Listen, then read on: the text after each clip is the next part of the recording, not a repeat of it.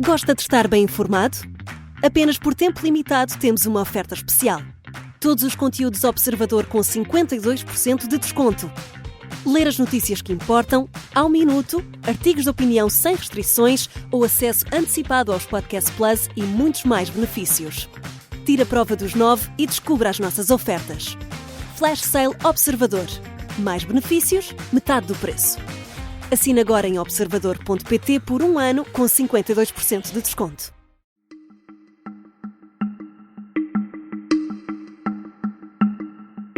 Esta é a história do dia da Rádio Observador.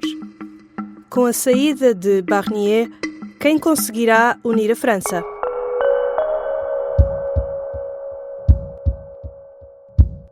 Voici le résultat du scrutin. Majorité requise pour l'adoption de la motion de censure 288. Pour l'adoption 331.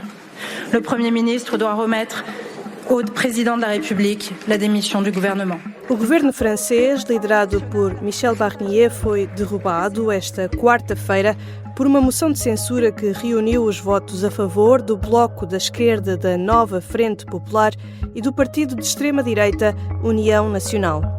No meio de uma crise económica, a França acabou de mergulhar numa nova crise política. 3 meses depois de ter nomeado Barnier como primeiro-ministro, o presidente francês, Emmanuel Macron, terá de escolher um novo chefe de governo. O que é que se segue? Quem poderá unir o país? E a economia, como é que reagirá? Vou falar com Vítor Gabriel Oliveira, secretário-geral da SEDES Europa, a Associação para o Desenvolvimento Económico e Social, que vive em Toulouse, França. Eu sou a Teresa Abcacis e esta é a história do dia de quinta-feira, 5 de dezembro.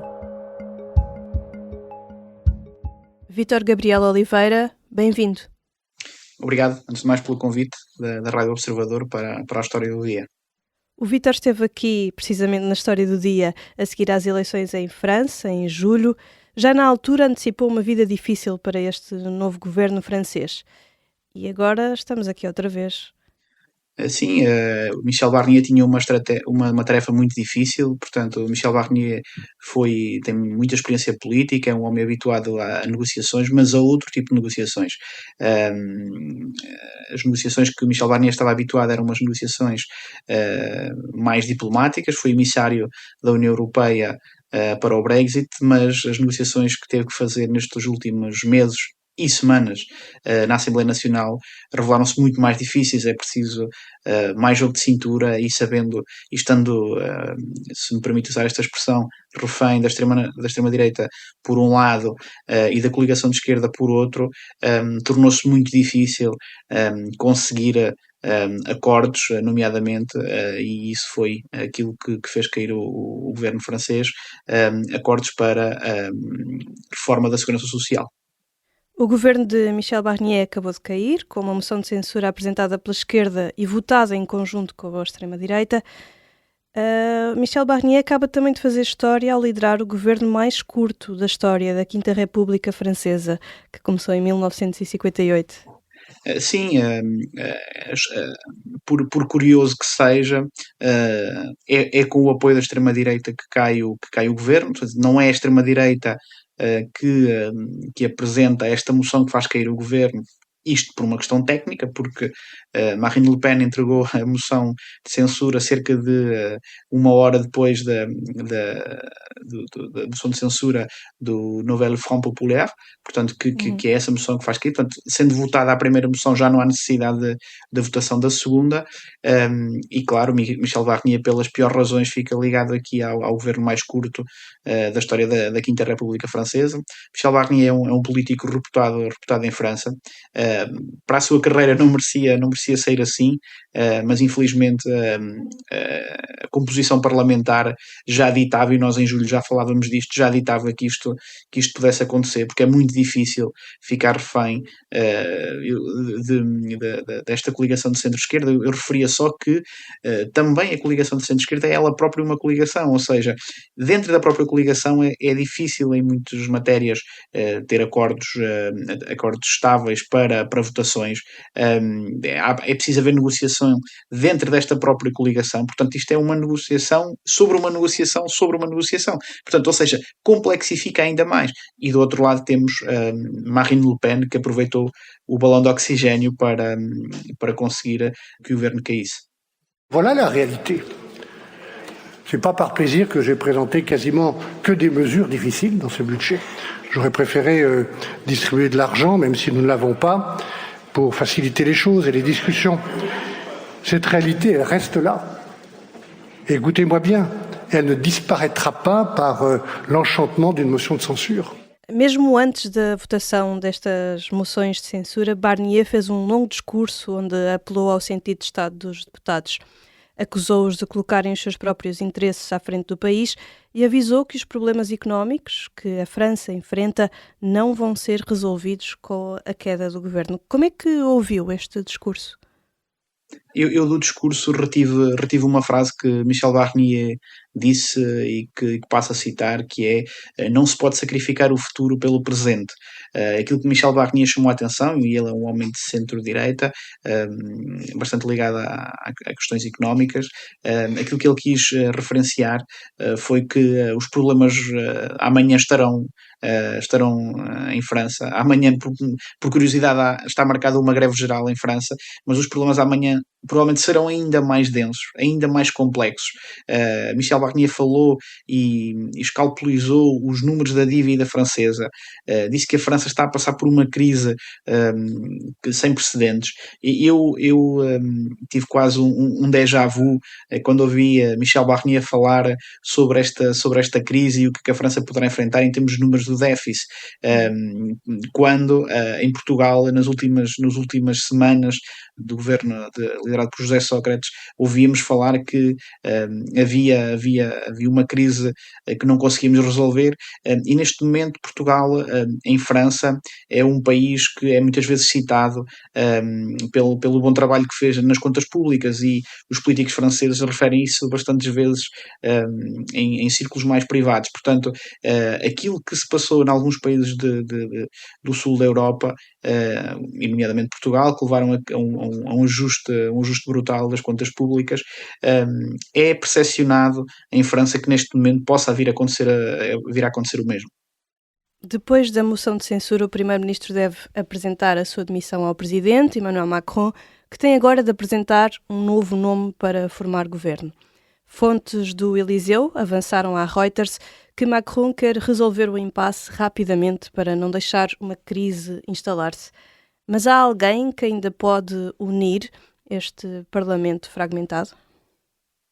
Eu penso que alguém no centro-esquerda poderá, pelo menos, levar a que o novo proposta de Emmanuel Macron passe, e que não haja esta instabilidade. Portanto, isso pode ser conseguido com alguém no centro-esquerda, mas Emmanuel Macron já mostrou, até pelo tempo que demorou a nomear Michel Barnier, e mesmo sabendo que as eleições foram ganhas por uma coligação de centro-esquerda, mesmo assim nomeou alguém para primeiro-ministro de centro-direita. Portanto, a decisão está completamente, como é óbvio, no regime presidencialista nas mãos de Emmanuel Macron, mas resta saber qual é o perfil que ele pretende. Mas, como digo, aquilo que resolveria este impasse seria um perfil de centro-esquerda. Fala-se e são apontadas 4 personalidades: Sébastien Lecornu, que é Ministro das Forças Armadas desde 2022, que é alguém que está localizado no centro; François Bayrou, portanto também localizado no centro, que é líder do partido Modem, que é presidente da Câmara da cidade de Pau, no sul de França. François Bayrou, alguém com muita experiência também, é conselheiro de Emmanuel Macron desde a primeira mandato presidencial de Emmanuel Macron, alguém que provavelmente foi o mago, se me permite também usar esta expressão, da sua campanha na segunda volta das eleições presidenciais, quando Emmanuel Macron foi eleito pela primeira vez, sem ainda ter 40 anos, portanto foi também algo interessante nessa altura.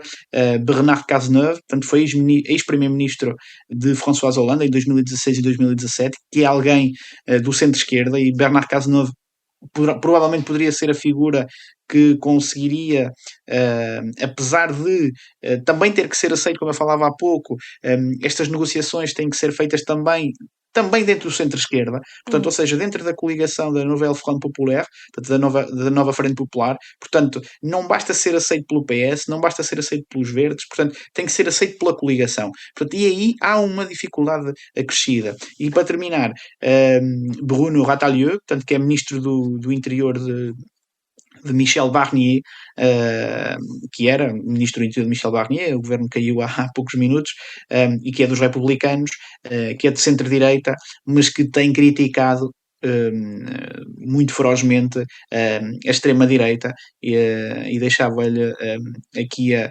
expressão que circulou hoje nos mídias franceses e que Ratailleux disse muita vez, que é a melanchonização do Rassemblement Nacional. Portanto, com esta expressão, distancia-se muito da extrema-direita e distancia-se também muito da extrema-esquerda. Portanto, poderá ser também alguém que consiga unir, mas com muito menos hipóteses que Bernard Cazeneuve. Já voltamos à conversa com Vítor Gabriel Oliveira, secretário-geral da SEDES Europa. Na segunda parte, olhamos para o clima económico em França e para a forma como ele pode contagiar o resto da Europa.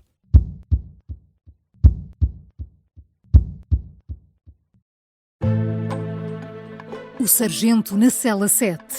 O homem na cela 7 escapou à morte por pouco. Piratinha do ar. Eu já disse que ele só tem 16 anos. Um espião no Kremlin. Esta é a história escondida de como Putin montou uma teia de poder e guerra. O encantador de ricos. Todos queriam estar com ele, todos queriam ser vistos com ele e todos queriam fazer negócios com ele. Operação Papagaio. Dão-lhe a entender que o melhor é que também fique calado. Matar o Papa. Crono não está só disposto a matar, também está disposto a morrer. Um rei na boca do inferno. A mansão da boca do inferno está cheia de espiões e informadores, por dentro e por fora. São histórias que fazem parte dos Podcast Plus do Observador. Pode ouvir no site do Observador, nas plataformas de podcast e no YouTube.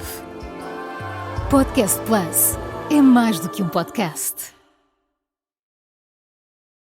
Estamos de regresso à conversa com Vítor Gabriel Oliveira, secretário-geral da SEDES Europa, a Associação para o Desenvolvimento Económico e Social. Um dos momentos críticos que nos trouxe a esta crise política foi a mudança da Lei de Financiamento da Segurança Social.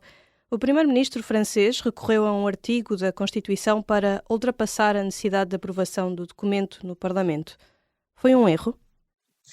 Michel Barnier tentou, por tudo, nas últimas semanas, negociar e ceder. Ele hoje mesmo, durante o seu discurso que antecipava o seu discurso de despedida, que antecipava a queda do governo, dizia que o primeiro documento que tinham apresentado não era perfeito e que corrigiram algumas matérias, que foram cedendo, mas provavelmente, isto é uma suposição, provavelmente Marine Le Pen fez isto também, ou seja, estas negociações, provavelmente para desgastar ao máximo esta exposição pública de Michel Barnier e para também lhe dar um balão de oxigênio e para também sair vitoriosa, nem que seja na bolha mediática desta queda deste governo. Portanto, Michel Barnier chegou a um momento em que já não podia ceder mais e teve que invocar o artigo 49.3 para a aprovação das reformas, esperando ele que o centro-esquerda e a Nouvelle Front Populaire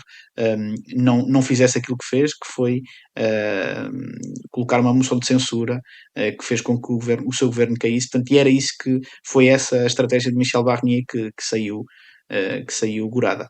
Aliás, até mesmo neste último discurso, ele continuou a dizer que estava disponível para continuar as negociações e chegar a um acordo com a oposição para ver se conseguiam evitar a queda do governo. Sim, mas nestas últimas 48 horas, já, e utilizando aqui um eufemismo cinematográfico, foi quase o Titanic a afundar e a orquestra a continuar a tocar, portanto já não havia muito a fazer, portanto tanto à esquerda como a extrema-direita, tanto o centro-esquerda como a extrema-direita já tinham os seus votos completamente definidos. Aliás, o centro-esquerda dizia que não votava uma moção de censura da extrema-direita por uma questão de princípio, mas a extrema-direita sempre disse que qualquer que fosse a moção de censura que a votaria. Portanto, isso era mais que óbvio que se houvesse uma moção de censura à esquerda ou na extrema-esquerda do panorama político que o governo cairia. Portanto, isso era mais que óbvio que isso iria acontecer. Michel Barnier tentou tudo, mas era quase impossível que isso acontecesse. O orçamento que Michel Barnier acabou por apresentar é um orçamento visto como um orçamento de austeridade, com subidas de impostos e cortes na despesa pública. Isto porque a França precisa mesmo de descer o déficit. O clima económico em França não é nada favorável e esta crise política pode ajudar a agravar. Sim, esta crise política não vem ajudar, mas a realidade é que a França já está a atravessar uma crise brutal em termos económicos, em diversas áreas, na área da construção, na área da indústria, em diversas áreas que fazem com que a economia francesa seja uma das economias que são o motor da União Europeia, à par da Alemanha, e claro, Michel Barnier aquilo que disse é que tinham que ser feitos ajustamentos para que a França pudesse continuar a cumprir as suas obrigações. Aliás, eu destaco uma frase de Michel Barnier em que ele se vira para Marine Le Pen e diz que isto não é uma questão de política, de taticismo, mas é uma questão de soberania. E Marine Le Pen fica a olhar para Michel Barnier apática, portanto, mas não lhe disse muito e claro, votou a moção na mesma, mas esse foi um momento também do discurso de Michel Barnier que podemos gravar na memória, em que os problemas não se foram embora e a crise política agrava em termos, para percebermos, em termos de dívida, a dívida da francesa tem vindo a aumentar e subiu também, os bonds subiram nos últimos dias, portanto não se espera um clima fácil para 2025. Referiu que a França é uma das principais economias da zona euro. Esta crise pode ter repercussões no resto da Europa? Claro que sim, já está a ter repercussões no resto da Europa. Eu posso lhe dar alguns exemplos de várias indústrias, mas no caso da indústria automóvel, neste caso, e complemento com este caso, na Alemanha, a Volkswagen, que representa 7,2% do PIB alemão, vai fechar 3 fábricas. Claro que grande parte das empresas que fornecem o setor automóvel estão localizadas em outros países, estão localizadas em Itália, em Espanha, em Portugal, mas também no setor aeronáutico. O setor aeronáutico é uma questão um bocadinho diferente, porque o facto de não haver matéria-prima faz com que haja atrasos nas entregas e os fluxos financeiros das empresas, nomeadamente da Airbus, por exemplo, faz com que haja atrasos e os fluxos financeiros não têm a entrada que teriam. Isso leva a que muitas empresas em Portugal que trabalham em subcontratação, por exemplo, estejam mais expostas. Isto numa questão mais técnica, eu queria deixar esta nota, numa questão mais técnica, mas esta cadeia que a União Europeia foi criando, esta cadeia comercial que a União Europeia foi criando também dentro da zona euro, é uma cadeia que está muito exposta e muito ligada. Portanto, havendo uma crise em França e havendo uma crise na Alemanha, é certo, isso é tácito, que o resto da zona euro irá sofrer gravemente com esta crise no centro da União Europeia. Uma última pergunta, só mesmo para terminar. O Vítor vive em Toulouse, mesmo no centro deste furacão. O que é que gostava de ver nestes próximos tempos para ajudar a resolver esta crise? Eu dividi essa resposta em dois pontos. Gostava de ver, em primeiro lugar, uma solução para a Ucrânia. Acho que aquilo que estamos a passar neste momento, em termos de crise económica, deve-se muito à guerra na Ucrânia. Em várias questões, nomeadamente no aumento das commodities, no no preço da energia que a Alemanha está a pagar neste momento, na questão da inflação, que leva aqui a que o setor da construção tenha abrandado brutalmente em França.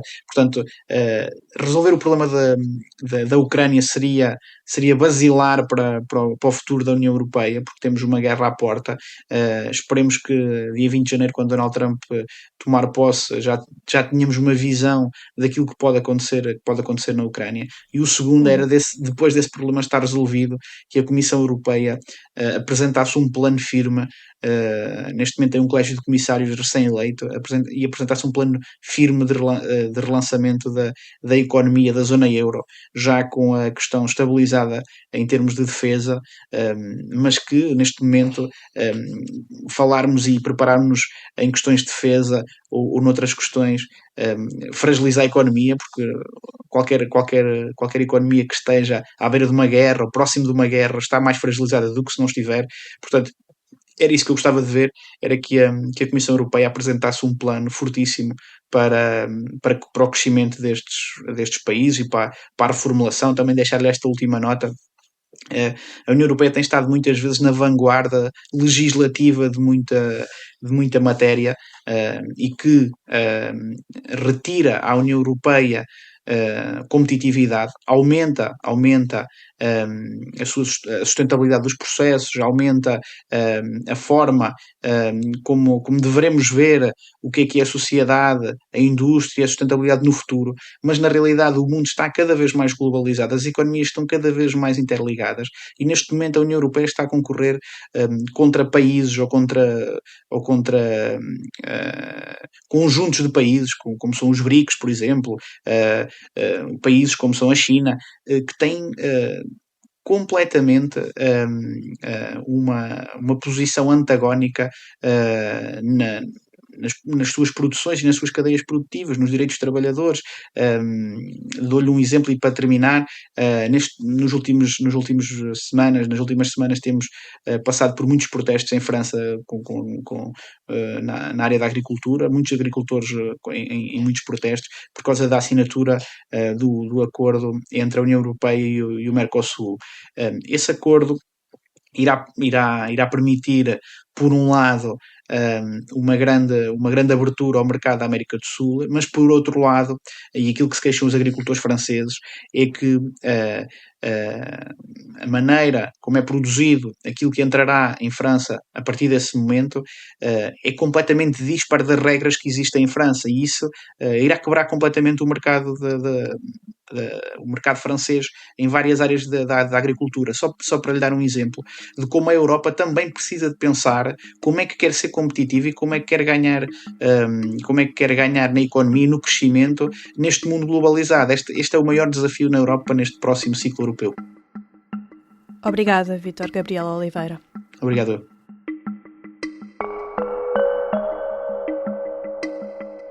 Vítor Gabriel Oliveira é o secretário-geral da SEDES Europa. Esta foi a história do dia. A sonoplastia é do Bernardo Almeida. A música do genérico é do João Ribeiro. Eu sou a Teresa Abcacis. Até amanhã.